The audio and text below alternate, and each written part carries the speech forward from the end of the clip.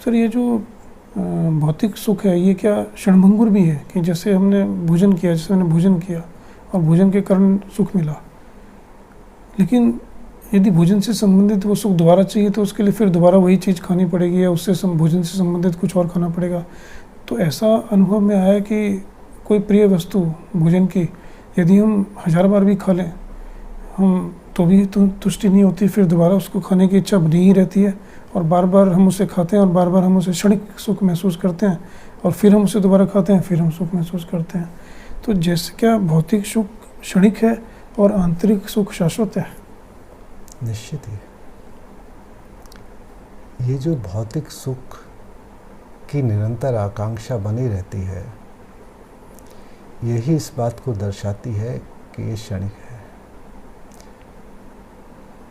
अगर किसी भी एक वस्तु में, व्यक्ति में, घटना में सुख हो तो बस बात हो जानी चाहिए। एक बार हमने कुछ खाया, तृप्ति हो जानी चाहिए, दोबारा उसकी आकांक्षा उठनी नहीं चाहिए।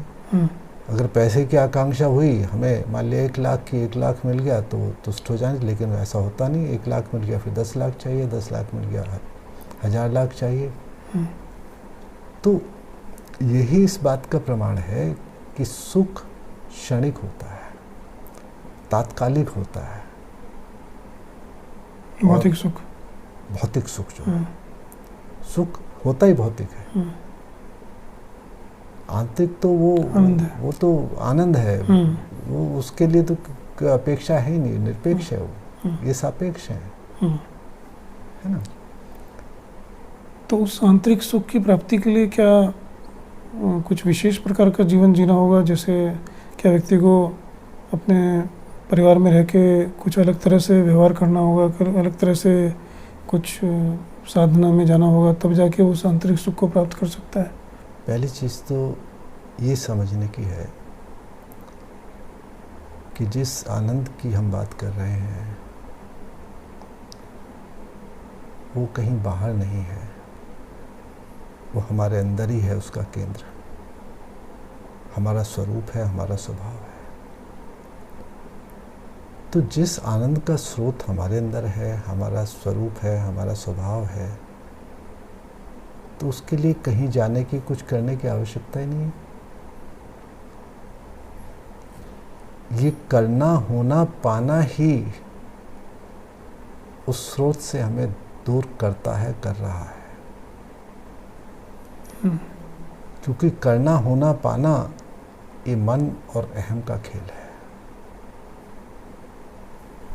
तो यदि मैं साधारण शब्दों में पूछूं कि व्यक्ति अपने परिवार में रहता हुआ, अपने कर्तव्य कर्म करता हुआ, सब कुछ करता हुआ भी उस आंतरिक सुख का अनुभव कर सकता है? निश्चित रूप से, बिल्कुल कर सकता है। सिर्फ दृष्टिकोण, बहुत सहज रूप से कर सकता है। सिर्फ दृष्टिकोण बदलने की आवश्यकता है। हाँ, इसको ऐसे समझो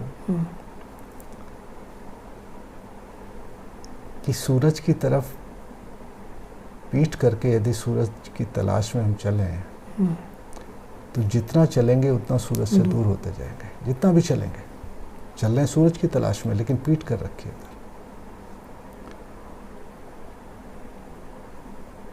और यदि हम जरा सा रुक के वहीं खड़े होके घूम जाएं,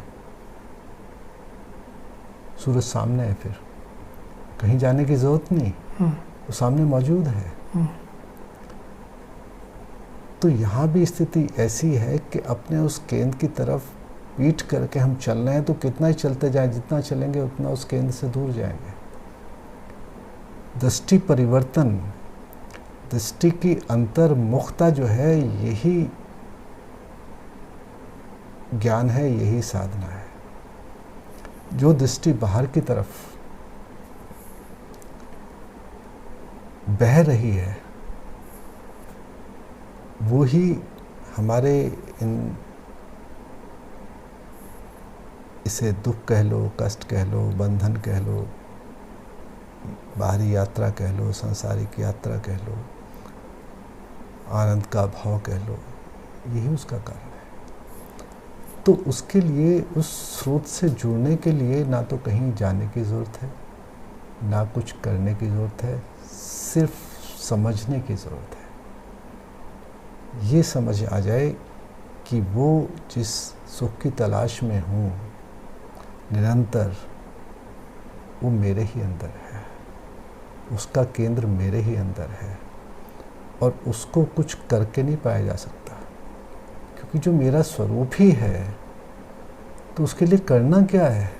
वहाँ तो बस बैठो और देखो। सिर्फ दृष्टि परिवर्तन की ज़रूरत है, एक समझ की ज़रूरत है। तो जहाँ हो, गृहस्थ में हो, जो भी कर रहे हो, जो भी कर्तव्य कर्म है उनको करते हुए उस केंद्र से जुड़ सकते हो, उस आनंद को पा सकते हो, उस शाश्वत सुख को पा सकते हो। अब उसे नाम कुछ भी दे लो, स्वरूप दे लो, आत्मज्ञान दे लो, आनंद दे लो, कुछ भी नाम दे लो।